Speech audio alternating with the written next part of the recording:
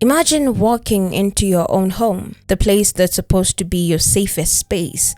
Now imagine that minutes later, security cameras record something so disturbing that detectives immediately realize the story everyone has been told is a lie. A CCTV camera captures people dragging a limp body. A motorcycle suddenly appears. A taxi is called, and before dawn, police intercept a vehicle near the Kenya-Tanzania border. Inside is the body of a young mother. This isn't a movie, no. This happened in Migori County.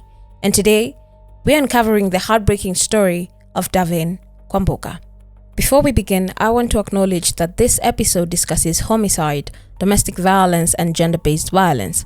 Out of respect for everyone involved, this episode is based on publicly reported information available at the time of recording. The case remains subject to the judicial process, and anyone charged is presumed innocent until proven guilty in a court of law. Twisted tales in every folder. Truth runs hot while the trail gets colder. Crime dopers, we don't look away. Hello Crime Dopers, I'm Anja and welcome back to Crime Dopers, where crime meets truth. If you're new here, welcome to the family. Here we don't just tell crime stories, we dig deeper. We look at the evidence, the unanswered questions, the overlooked details, and most importantly, we remember the people whose lives were stolen. If you appreciate respectful, well-researched true crime documentaries from Kenya and around the world, please subscribe, leave a like, and turn on notifications so that you can never miss an episode. Now, let's get into today's story.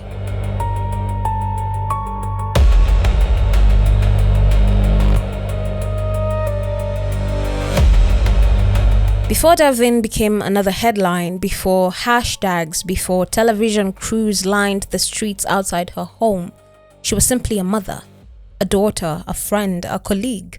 A woman trying to build a life for herself and her children. Davine Kwamboka was a 30-year-old woman from Migori County.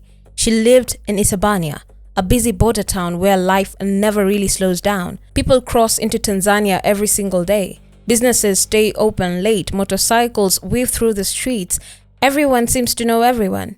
In communities like this, news travels fast, but sometimes the truth doesn't. Davine was raising 2 young children. People who knew her describe her as hardworking, someone focused on providing for her family. Like many parents, her children were at the center of everything she did. And perhaps that's one reason why, when word began spreading that she had allegedly taken her own life, those closest to her immediately felt that something wasn't right, because the woman they knew didn't fit the story they were hearing. Imagine receiving a phone call that someone you love is gone. Then moments later, you're told they drank poison.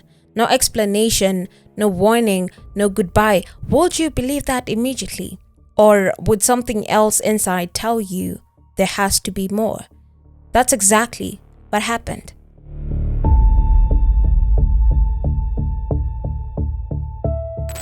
At first, the incident appeared straightforward.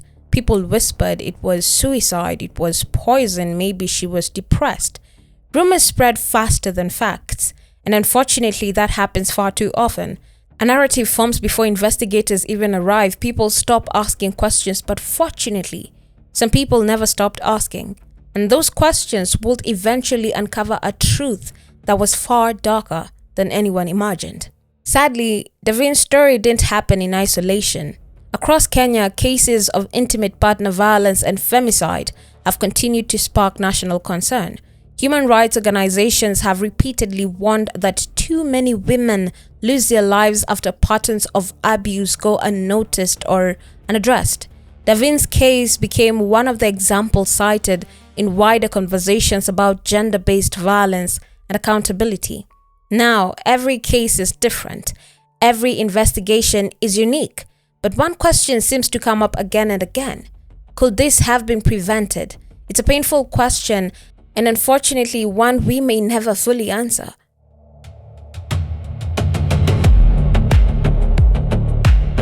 March 2026. Like any ordinary day, people woke up, went to work, children went to school, businesses opened, No one could have imagined that by the end of that day, one family will be preparing for unimaginable grief. According to reports, Davine's husband arrived at her workplace.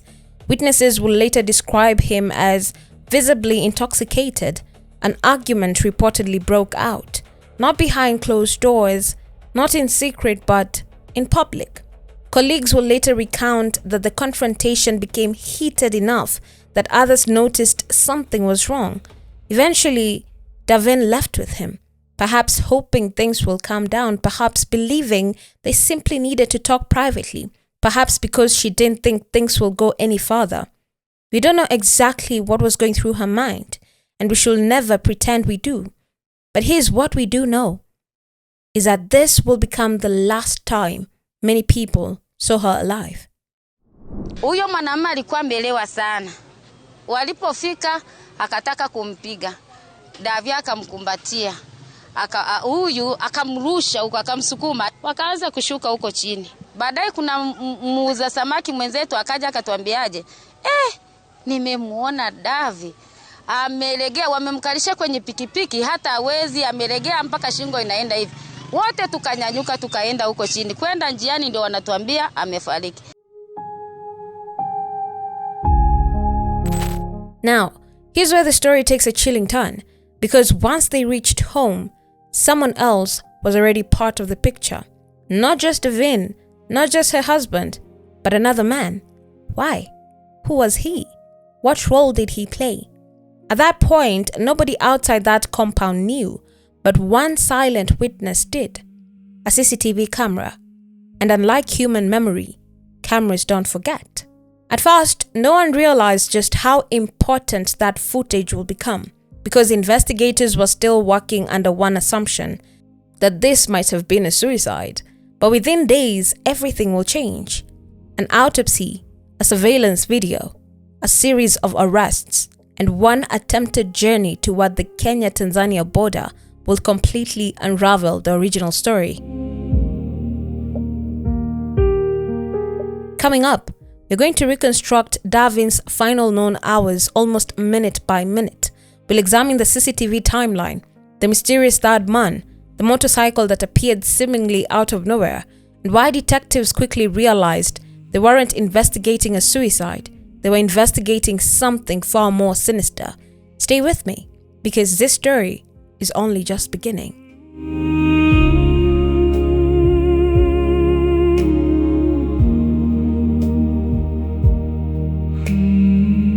When detectives began piecing together Davine's final hours, one thing became clear almost immediately. This wasn't a case that relied on conflicting witness accounts. It relied on a timeline captured by security cameras. Unlike people, cameras don't panic. They don't forget. They don't try to protect anyone. They simply record what happens. And what those cameras recorded will become one of the investigation's strongest pieces of evidence. Earlier that day, Davine was at work. According to colleagues later interviewed by investigators and the media, her husband, Johnson Yandigisi Bukondo, arrived at her workplace appearing intoxicated. What began as a disagreement quickly escalated into a public confrontation. One colleague later recalled seeing him attempt to assault her before she managed to calm the situation. It's difficult to know exactly what Davine was thinking in that moment. Maybe she believed the argument would end once they got home. Maybe she wanted to avoid causing a bigger scene. Or maybe she simply wanted the confrontation to be over. Whatever her reasoning, she left with him. It will be the last confirmed sighting of Davine alive.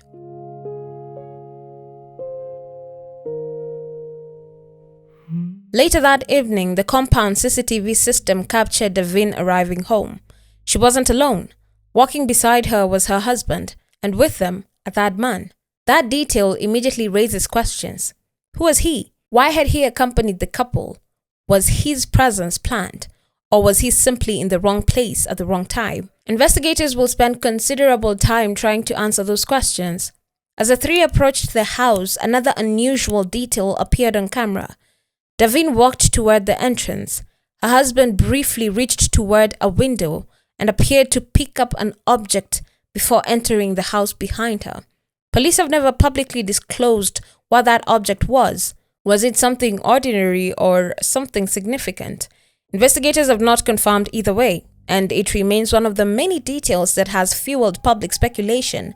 For now, it's simply another piece of the timeline. Only minutes after entering the house, the third man walked back outside. At first glance, that doesn't seem remarkable. People come and go all the time. But what happened next caught investigators' attention.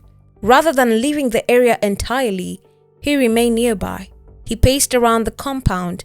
He made several phone calls. Then he returned. It wasn't a random movement. It suggested coordination. And detectives would later examine whether those calls were connected to what happened inside the house. Now think about this. If someone inside your home suddenly becomes critically ill, will the first instinct be to pace outside making phone calls, or will it be to call for emergency medical help? That's one of the questions investigators had to consider.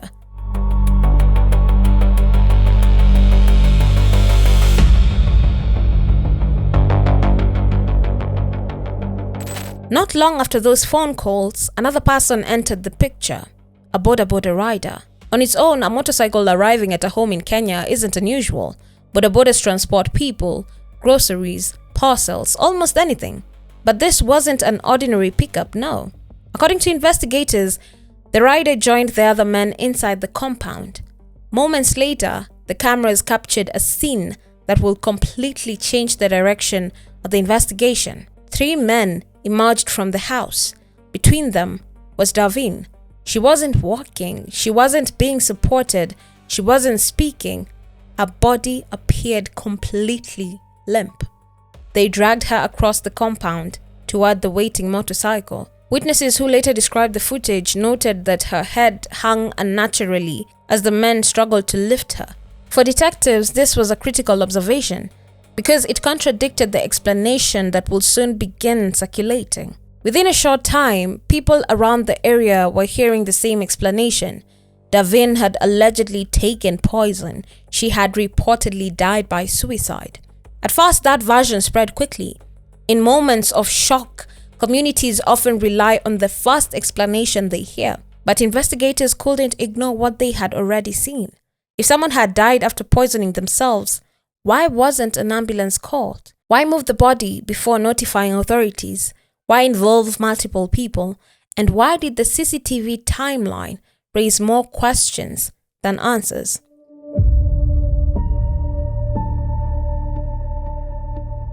Whatever the original plan had been, it appeared to shift. The motorcycle was no longer enough. Investigators believe the group abandoned that option and arranged another vehicle, a taxi. According to police, Davine's husband and a taxi driver were later intercepted near the Isabania border while transporting her body. That interception proved to be a turning point because by then, detectives were no longer treating the case as an unexplained death. Something wasn't adding up, and they knew it. The initial narrative of suicide was beginning to collapse, not because of rumors, not because of public pressure, but because evidence was pointing investigators in a very different direction. Still, one crucial question remained unanswered. How had Davine actually died? The CCTV footage showed what had happened after she was already unresponsive. It didn't show what happened inside the house. To answer that question, investigators needed science. They needed a postmortem examination. And when the autopsy results came back, everything changed. The official findings ruled out poisoning and identified blunt force trauma to the head as the cause of death, fundamentally changing the direction of the case from a suspected suicide to a homicide investigation. In the next part, we'll examine the forensic findings that dismantled the original story, the arrests that followed, and why detectives believe this wasn't just about one suspect, but a network of people allegedly involved in covering up what had happened.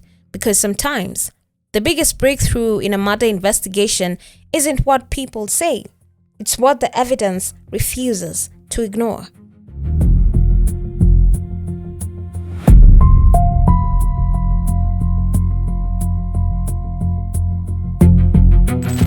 When investigators took over the case, they had two competing narratives. One came from the people at the scene, the other came from the evidence. And before long, the evidence started winning. The first major breakthrough wasn't the CCTV footage, it was the postmortem. Initially, Davine's death had been described as a suicide by poisoning. But when government pathologists completed the autopsy, they reached a completely different conclusion. There was no evidence that poison had caused her death. Instead, they found fatal blunt force trauma to her head. That single finding transformed the entire investigation. What had begun as a sudden death inquiry was now a homicide investigation. Once detectives had the autopsy report, they went back to the CCTV footage. This time, they weren't looking for signs of a medical emergency, they were looking for evidence of a cover-up. The sequence became much more significant. Davine enters the house. Minutes later, the third man leaves and makes several phone calls. A Boda rider arrives. 3 men drag an unresponsive Davine outside. An attempt is made to transport her. Then the transport plan changes. Taken together, investigators believed this event suggested coordination after Davine had already suffered fatal injuries. What happened inside the house remains the central question before the court.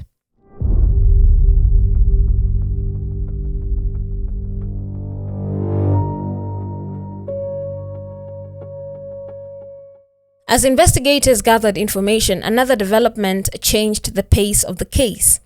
The interception of Davine's husband, Johnson Yandigisi Bukondo, together with a taxi driver near the Isabania border while transporting her body. That arrest prevented what investigators believed could have been the disposal of crucial evidence. Cross-border investigations are often far more complicated, different jurisdiction, different procedures, more delays. The interception ensured detectives could preserve the scene, recover evidence, and begin interviewing everyone involved without losing valuable time. The investigation didn't stop with the husband. As detectives reviewed surveillance footage and interviewed witnesses, more arrests followed. In total, 6 suspects were taken into custody in connection with the case. Among them were Davine's husband and individuals believed to have assisted in moving her body after her death. They were later presented before the Kehancha law courts as investigations continued. At that stage, investigators were no longer asking whether a crime had occurred. Their focus had shifted to determining each suspect's alleged role. Who was directly involved? Who helped afterward? Who knew what had happened? Those are questions that ultimately belong before the court, where evidence can be tested and challenged. Now, one aspect of the investigation drew particular attention. According to publicly reported information, the initial explanation of poisoning remained consistent until forensic evidence contradicted it. For detectives, false or inaccurate early accounts can become investigative leads. They don't prove guilt, but they do raise important questions. Why was poisoning reported? Who first gave that account? What information were they relying on? And if Davine had died from head injuries, how did that version of events emerge? These are the kind of inconsistency investigators examine carefully because they can help establish whether there was confusion or an attempt to mislead. As news spread across Migori County, grief quickly turned into anger. Many people weren't just mourning Davine. They were asking whether warning signs had been missed. Friends and relatives questioned how a mother of 2 could live, work alive, and end up at the center of a homicide investigation just hours later. Women's rights advocates also highlighted the case as another example of the ongoing crisis of gender-based violence in Kenya. For them, Davine's death wasn't an isolated tragedy. It was part of a broader pattern that continues to claim lives across the country.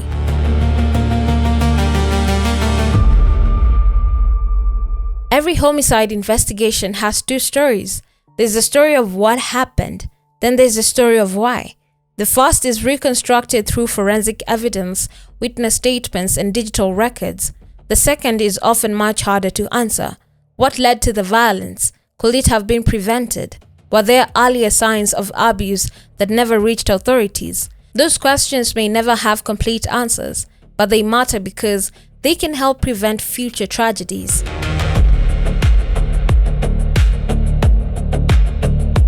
In our final part, we'll look at where the case stands, why it became a national conversation about femicide, and the lessons every one of us can take from Davine Kwamboka's story, not just as a true crime case, but as a reminder of why early intervention and accountability matter.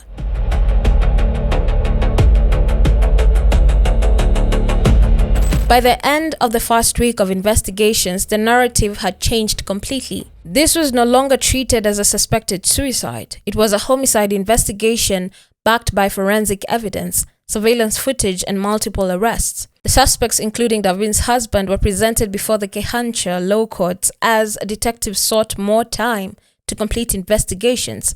From that point, the case moved from the crime scene to the courtroom. And that's where an important distinction has to be made. Investigators can gather evidence, police can make arrests, but only a court can determine criminal responsibility after hearing all the evidence. That's a process that deserves to be respected.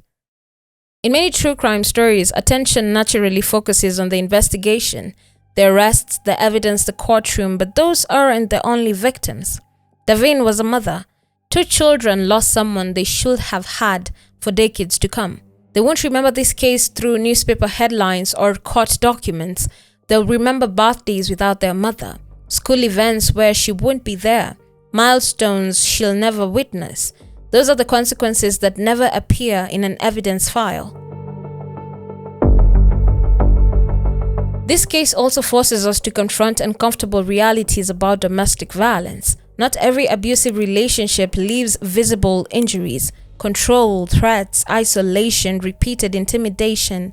These can all be warning signs long before physical violence occurs. We don't know every detail of Davine's relationship, and it's important not to speculate beyond the evidence, but we do know that violence rarely appears without warning in a single moment.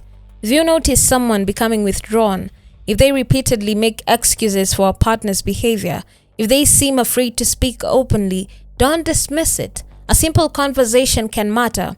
Sometimes asking, "Are you okay?" is more powerful than we realize. As of this recording, the criminal proceedings remain part of Kenya's judicial process.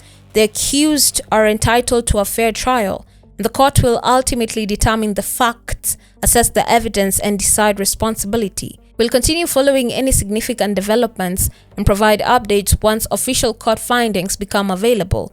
For now, the most important thing is to separate verified facts from speculation. Cases like this often generate rumors online. It's easy to fill gaps with assumptions, but responsible true crime means staying with what can be supported by evidence, even when some questions remain unanswered.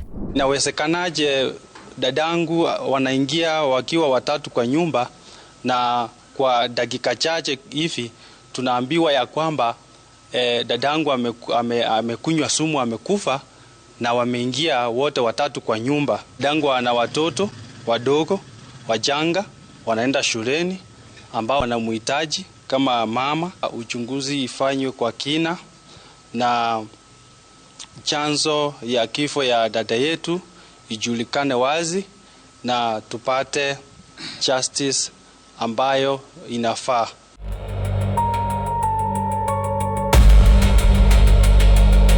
Davine Kwamboka shall be remembered for more than the way she died.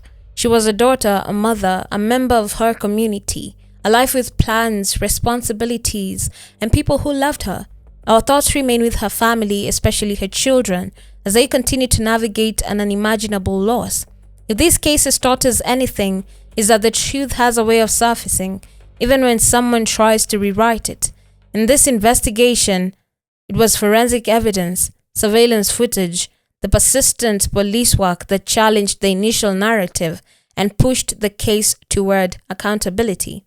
If you or someone you know is experiencing domestic violence, don't wait for the situation to escalate. Reach out to trusted family members, local support organizations, community leaders, or the nearest police station. Seeking help early can save lives.